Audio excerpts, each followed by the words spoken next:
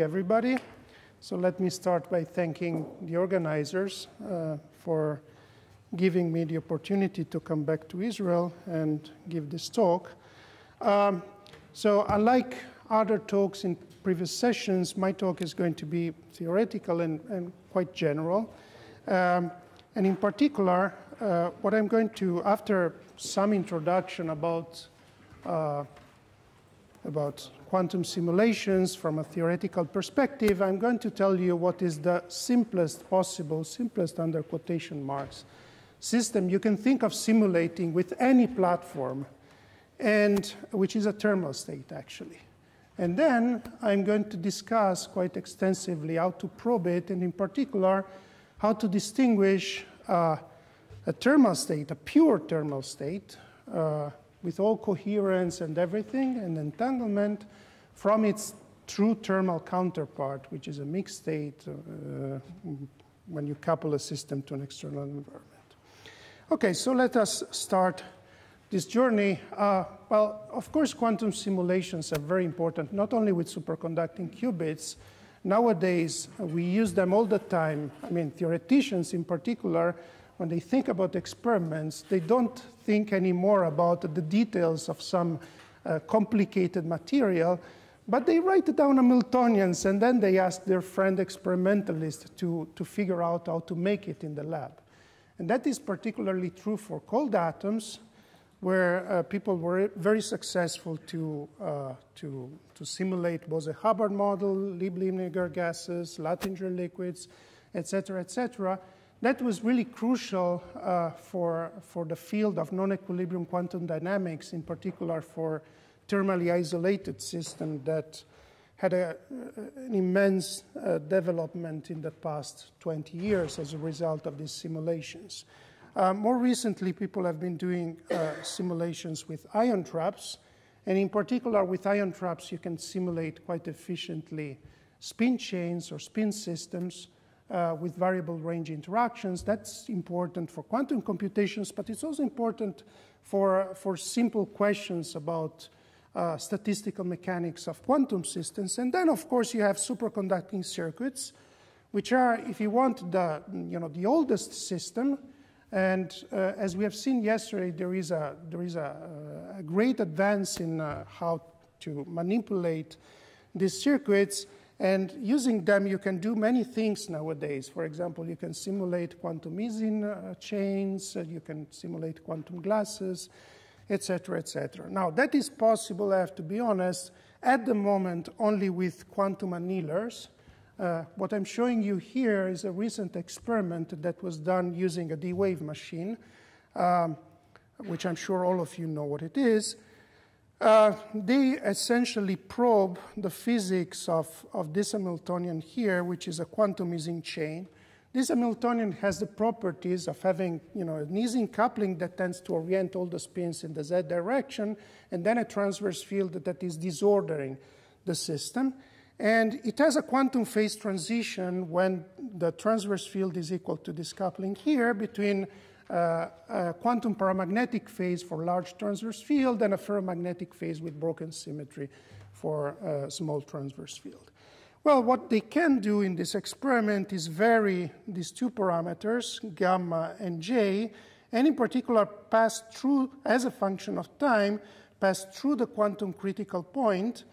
And of course, when you pass through the quantum critical point, the gap closes in the thermodynamic limit, which means that you can never be adiabatic. So you cannot think of passing from the paramagnetic state to a fully oriented, nicely oriented ferromagnetic state. You will always generate a certain density of defects, as you see here in this figure. And how many defects you generate depends on how fast you go through the phase transition, essentially on what they call the annealing time.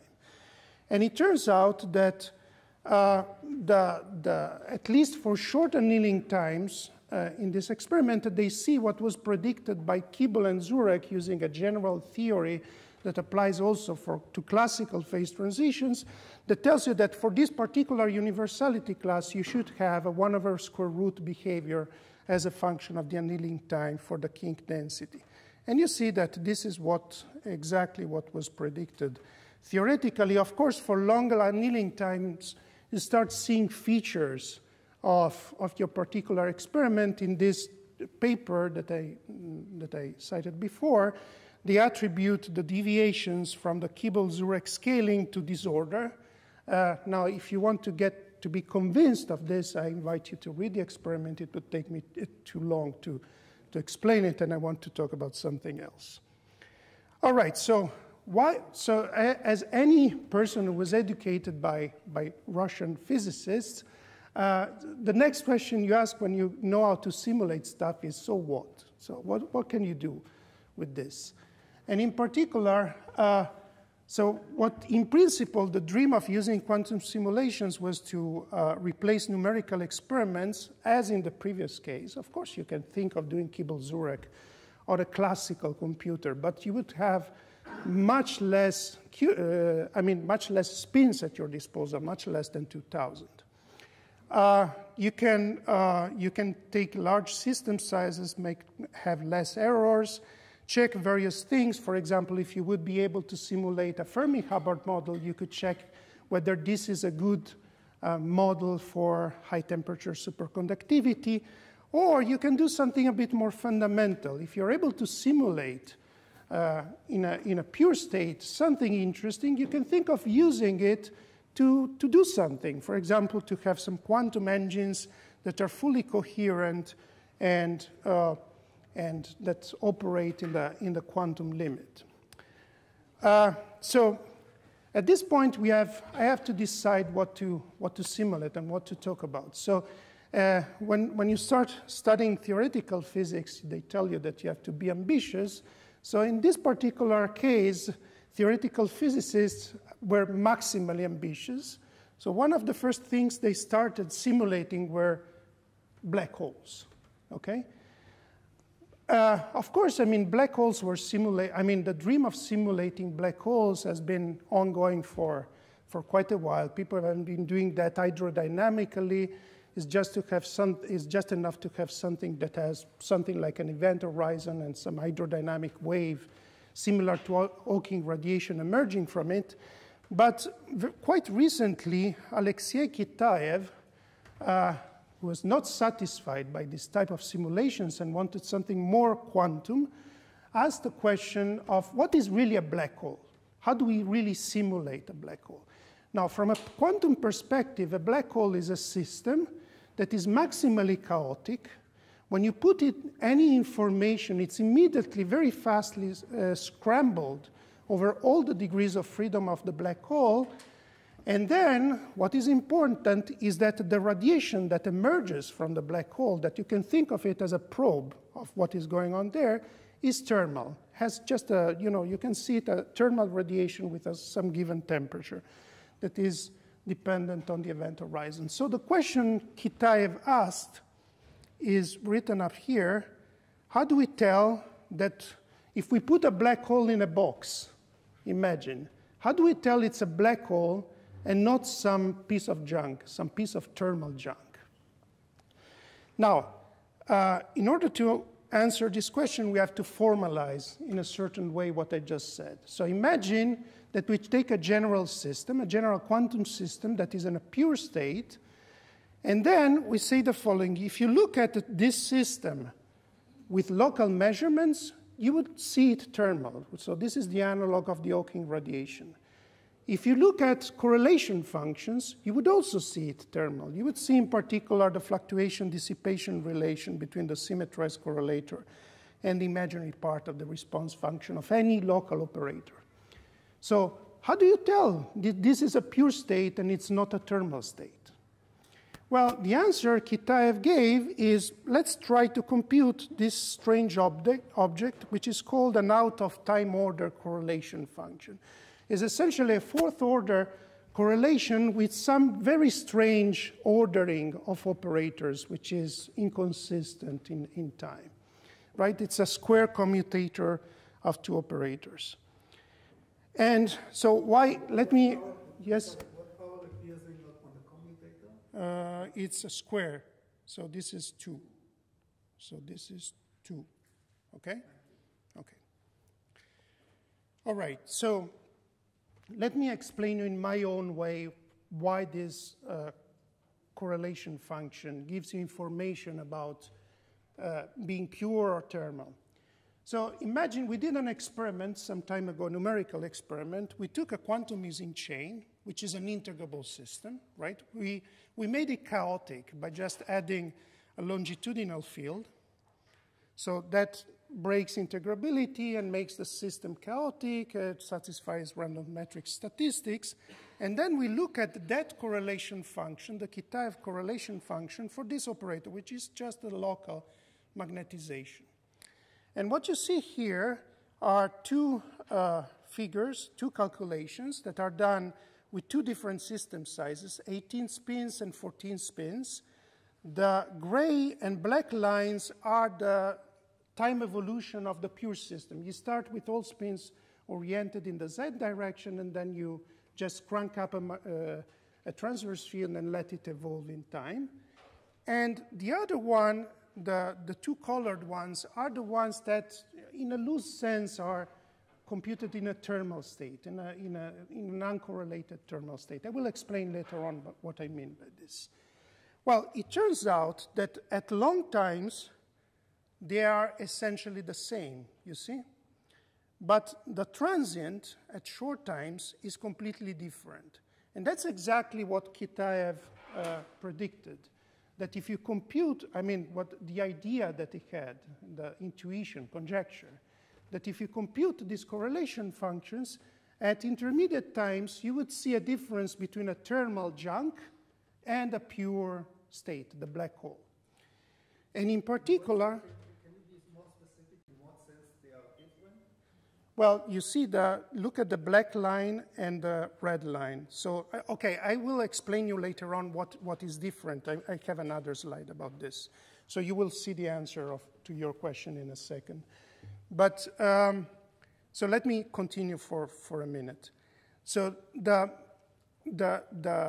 intermediate time behavior is actually for certain systems, in particular for black holes, but also for systems that simulate black holes, is exponential. So the C of t grows exponentially. This is not the case for the Ising chain that we're simulating here. It grows exponentially, and what turns out is that this exponential rate, which is the many-body quantum Lyapunov exponent, is always smaller than 2 pi over beta. Beta is the inverse temperature, so 2 pi t. And this is the maximal bound that is saturated by maximal scramblers like black holes. So if you hear this story, that's it. I mean, it took us a bit some time to understand it in detail, but it's actually a very simple idea. Okay, so now the answer to your question. So it turns out that if you have a quantum system and it's thermalizing, then it has to the local observables have to satisfy what is known as the Eigenstate Thermalization hypothesis. And this is checked numerically in many, many systems. What does it mean? In short, essentially what you want is that the matrix elements of your observables are smooth function diagonally, and that implies that you will have microcanonical averages that will be thermal. And then they have this strange off-diagonal object, which is also smooth. This is just a normalization, 1 over square root of the density of states. This is the microcanonical entropy. And then they have this statistical matrix, RNM. This is a random object, okay? RNM is a random function of n and m, et cetera, et cetera. It turns out that whenever you're able to check that this RNM is on average equal to 0 and has unit variance, that implies thermalization in the sense I mentioned before. So if you look at your system locally, and this is satisfied, you will not be able to distinguish it from a thermal state. It's fully, nicely thermal, with some effective temperature. How? Is this an only if and only if, or just a particular? No, it's a sufficient condition. So if this is satisfied, then thermalization is implied. I cannot make the opposite statement, right? But it turns out that, in all numerical experiments that people have done in the past 15 years, this works, okay? Right, so what is, now your question, what is the difference between these two curves? The precise difference between these two curves? Well, the gray and black curve are the ones calculated in the pure state. And the colored curves are the ones calculated with the eigenstate thermalization hypothesis, assuming that this Rnm is a random unitary matrix from the Gaussian ensemble. Okay? So it's completely uncorrelated. And when you assume that it's completely uncorrelated, then you see that they have the same asymptotics, but the transient is different. Okay, so I told you one way, that was the idea of Kitaev, to distinguish between a pure state and some thermal junk. But it's very technical, right? I mean, it's a bit involved. You have to talk about eigenstate thermalization, et cetera, et cetera. So can we have something a bit simpler? Yes? No, you start in both cases in a pure state, but in one case you just decompose this state into the eigenbasis of the Hamiltonian and then assume the eigenstate thermalization with uncorrelated matrix elements. And in the other case, you just do the pure evolution, I mean, taking just what it is. Okay? So this thermal case, sorry, the one with the correlation is not actually evolution. Is not really, I mean, it's not really, it's an evolution assuming that the matrix elements are random with random unitary statistics. Okay? So that's the assumption. You write it in terms of matrix elements, and then you assume randomness. You see? Okay, so, yes? Is it related to the fact that the Hamiltonian is local, so there is some sort of Robinson bound, and that's what makes it slow, while the other one is? Well, that's an interesting question. That could be seen if you compute the OTOC for operators that are separated by a certain distance. So what we are doing here, if you go back a couple of slides, you see that this operator here is actually a sum of local operators. So you don't have any special structure, and you would not see the Lieb-Robinson physics in this. Because, you know, the wavefront... No, but this is it's not really Lieb-Robinson because it's a power law, this one. So to be Lieb-Robinson would have to be, okay, we can discuss it. Anyway, so let's go back to Kitaev. So how do we tell that a black hole is a black hole and not some piece of thermal junk? Now, one thing, you know, we're thinking about quantum, let's try with entanglement.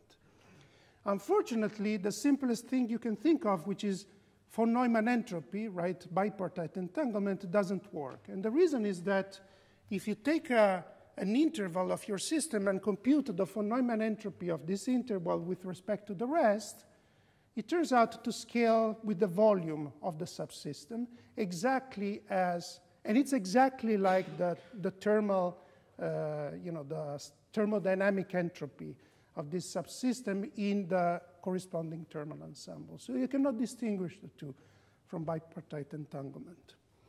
So what about multipartite entanglement? Well, first of all, what it means, multipartite entanglement. Multipartite entanglement, it's like counting how many degrees of freedom in your wave function are irreducibly entangled. You cannot just disentangle them in the wave function representation.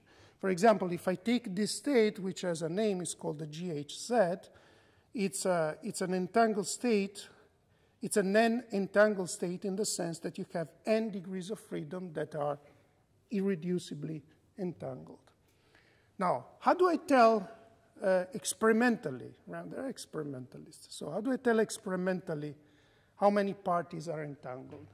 Now, there is a way which uses something that is called a quantum Fisher information. So let me quickly explain what it is and then how to probe it experimentally. Imagine that you have a certain density matrix, rho. okay, which is written up here in terms of some eigenstates, in terms of some basis. Then you can construct this f of O, which is called the quantum Fisher information of a certain operator O. If you now compute this object, I will explain you later on what it is, right? And so why it has a name and why it is important. It's connected to metrology. But anyway, if you compute this object on a set of operators, imagine you have a spin chain and then you compute it on a set of operators with some randomly chosen versors, unit versors, and then you maximize over these operators f. Well, there is a theorem that tells you that if you divide by n and this number is greater than m, then in your wave function you have at least m plus 1 parties that are irreducibly entangled. Okay? So there is a relation between quantum Fisher information and multipartite entanglement. Now, why quantum Fisher information is important for experiments? Well, it turns out that it's like the Fisher information for classical statistics. Quantum Fisher information is important for metrology. Right? Fisher information in classical statistics gives you information about the accuracy of parameter estimate from probability distributions. Now, in this particular case, what we can do is the following. Imagine that you have a density matrix. You perform a certain rotation with a certain operator and a certain angle theta on this density matrix, and then you make only measurements, you make some measurements on this density matrix, and you want to estimate what was the angle theta. So you want to infer theta by measuring rho. Well, it turns out that the maximum accuracy you can get on the estimate of theta is times the Fisher information is always greater than 1. Now, this is something like an uncertainty relation, because the Fisher information for a pure state is just 4 times the fluctuation of the operator O. So you see, it's just an uncertainty relation, standard uncertainty relation. So what I'm saying is that there is an object, the quantum Fisher information, that is connected to uncertainty relations in metrology that gives information about multipartite entanglement. And this is the bottom line. Okay, so now let's see how to use it. Well, first of all, the second statement is the quantum Fisher information is discriminating between pure and thermal states. Why? Because we proved some time ago a very nice inequality that tells you that if you take the Fisher information on a pure state, that is always greater than equal to the corresponding Gibbs state at the same effective temperature. So in principle, this object is able to discriminate the two. Now, why this object is interesting? Well, imagine that, theoreticians can think about everything, right? Unlike experimentalists who have amplifiers and complications, we're allowed to dream. So imagine that you have the following situation. You have a system like the quantum Ising chain I was mentioning before that has a quantum critical point, all right? And for example, quantum Ising chain is not good enough. Let's take it in 2 dimensions. We are ambitious.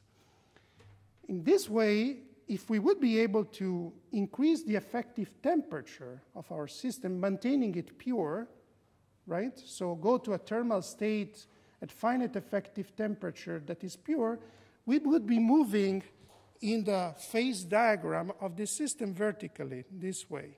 But this system, we know, at finite temperature, has a classical phase transition, for example, the 2-dimensional Ising model. So that means that you would have a pure system, a pure state, that at some point hits a classical phase transition at finite effective temperature. Now, the first question you might have is, how do I do this? Well, what comes to your help is, we know how to do this, right? There is a famous Joule experiment for heat-to-work conversion, in which he was taking the paddle and moving it, right, and measuring the temperature of water, and the temperature was increasing. So we can do something similar here. We can take our quantum system and shake it unitarily. Yes, yeah, I'm almost done. And shake it unitarily. And then if we shake it unitarily, then the temperature, if it's a chaotic system, the effective energy of our state will go up, and the effective temperature will go up as well. Now, what is interesting is that if we would be able to do this, then when we hit the classical critical point in our pure system, we can compute the Fisher information for the pure state, right? For the Gibbs state, we would not see anything. But the Fisher information will scale like the number of degrees of freedom to this power, which is always smaller than 1, and which is determined by the critical exponents of the classical phase transition. So what I'm saying is that if you have a pure state, if you're able to create a pure state that is fully coherent and which has an energy that hits a classical critical point, then the number of entangled parties will scale like a power of the number of degrees of freedom. So will be macroscopic. That's what I'm saying. Yes? So this quantum Fisher information, it depends on the operator that you choose? No, because so if we go back, you remember that in order to define entanglement, I had to maximize it over a set of operators. So the trick here, so the quantum Fisher information is, of course, connected to a single operator. But when you want to relate it to entanglement, you have to take a set of operators and maximize it. So what I'm using for entanglement is maximized over the set of operators. And in particular, this one is maximized by the order parameter of the phase transition. All right, so last thing. One question which is quite interesting in this game is, okay, suppose that I have this thermal state. So how do I measure its temperature? It's a pure state. I don't want to destroy it. I just want to measure its temperature some way or another. So people are thinking about these questions in the context of quantum thermodynamics. And with my colleagues, in particular, John Gould and Mark Michinson and Archek and Marlon, we came up with an idea, which is to just use dephasing to measure the temperature of a pure quantum state. You just couple to your system an ancilla qubit, as was done yesterday in the context of non-unitary dynamics. And then you couple it this way, so you just couple it to some local operator of your system. And then you start with a quantum superposition and you time evolve it. And because of the difference interaction with the system in the up and down state, you will have a different evolution. That is something that all of us know from standard dephasing. And in particular, the decay of the off-diagonal matrix elements of the density matrix of the ancilla qubit will be determined by this matrix element. Well, it turns out that in weak coupling, so when the coupling between this ancilla qubit and the system is very, very tiny, so if you can stop your perturbation theory at second order, then this object decays exponentially with a function gamma of t that is written up here. This is the symmetrized correlation function. And this integral is typically dominated by zero frequencies. So it's essentially an exponential decay, which is written here, that for hydrodynamic modes is just, where this gamma for hydrodynamic modes is just proportional to temperature. So in practice, by looking at the phasing of this ancilla qubit, you could extract, knowing what is chi-naught, which is a response function, knowing the diffusion coefficient, et cetera, you could extract what is the effective temperature of your pure state. Okay, so I think I'm done in time, correct? Almost in time. Okay, so I would like to thank my students. Marlon is not my student, I was a student of John, but we collaborated a lot. And Silvia was my student actually taught me a lot about AutoC and all these issues. So I'm grateful for her, to her for what we learned in these projects. Okay, so thanks a lot.